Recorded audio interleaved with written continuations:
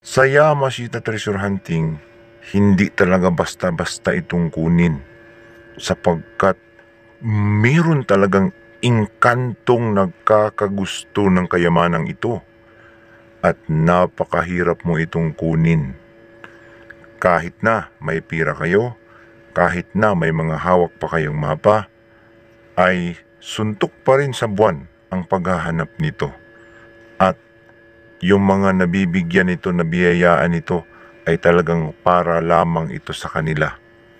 Sapagkat nakatakda at kung para ito sa iyo, ay para sa iyo. At kung hindi ito para sa iyo, ay hindi mo ito makukuha.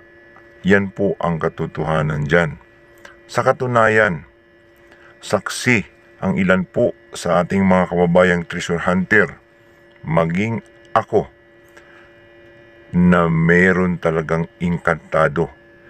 Nakakita na ako, nakarinig na ako ng busis ng inkantada na umiiyak at mayroon ding mga parang naninigarilyo ng tabako.